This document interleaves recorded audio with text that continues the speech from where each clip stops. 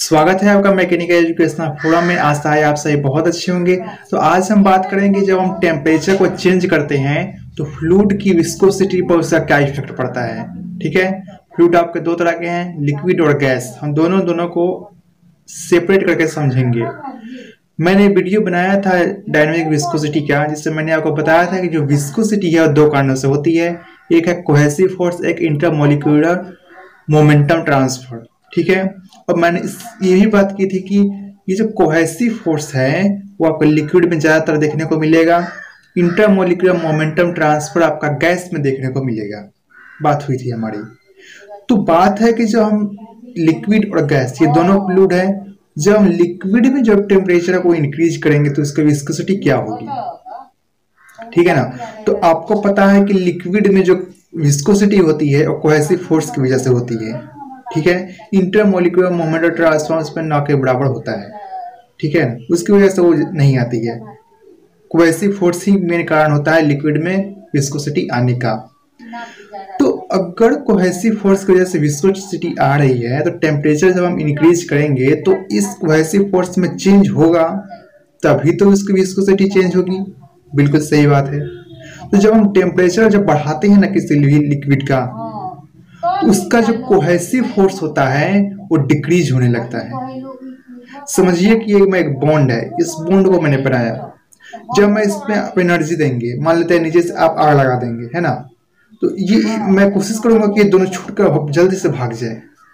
ठीक उसी तरह जब आप टेम्परेचर बढ़ाते हैं तो कोहेसिव फोर्स जो अट्रैक्ट करके पकड़ के रखता है एक दूसरे के पार्टिकल को अपने में, पार्टिकल जो पकड़ के रखता है कोहेसिव फोर्स, वो फोर्स डिक्रीज होने लगता है। और जब फोर्स डिक्रीज होने लगता है तो कोहेसिव फोर्स जो पकड़ के रखा है और पार्टिकल भागने लगते हैं इधर उधर। और जब पार्टिकल भागने लगते हैं तो कोहेसिव फोर्स कम हो जाता है, यानी रेजिस्टेंस उनके बीच में कम हो जाता है।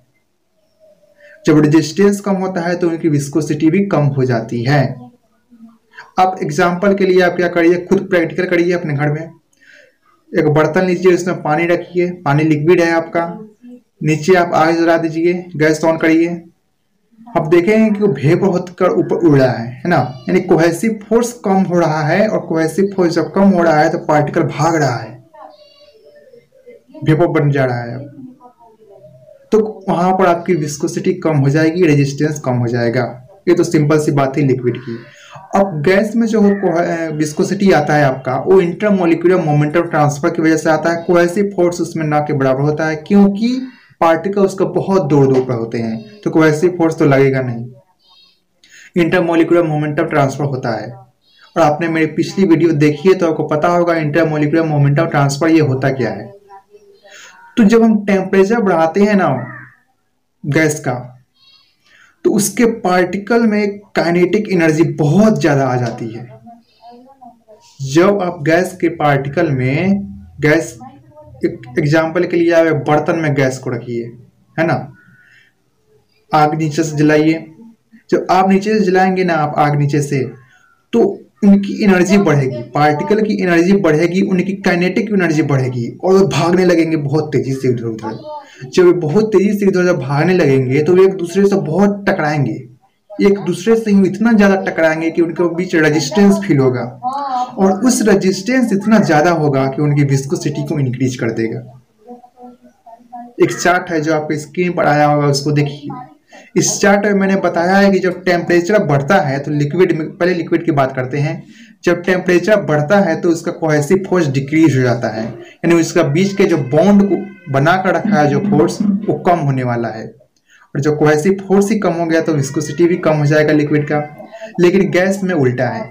गैस में आपका क्या होगा, जब टेम्परेचर को बढ़ाएंगे तो उसकी काइनेटिक एनर्जी बढ़ेगी, है ना।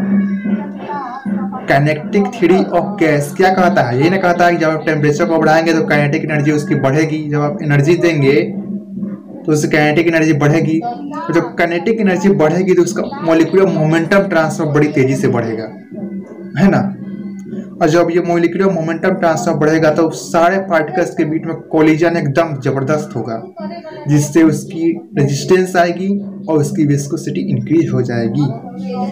तो ये छोटी सी बात थी, इससे मैंने आपको बताया कि टेम्परेचर को चेंज करने पर लिक्विड और गैस की विस्कोसिटी पर क्या इफेक्ट पड़ेगा। आई होप आपको समझ आ गई होगी। अगर समझ आई तो कमेंट सेक्शन में जरूर बताइए। ऐसा नहीं कि वीडियो देखे और निकल गए, ऐसा नहीं होना चाहिए। कमेंट में जरूर बताइए ताकि पता चलता है कि हाँ वीडियो से किसी को फायदा हो रहा है। ठीक है, मिलते हैं नेक्स्ट वीडियो में। Thank you.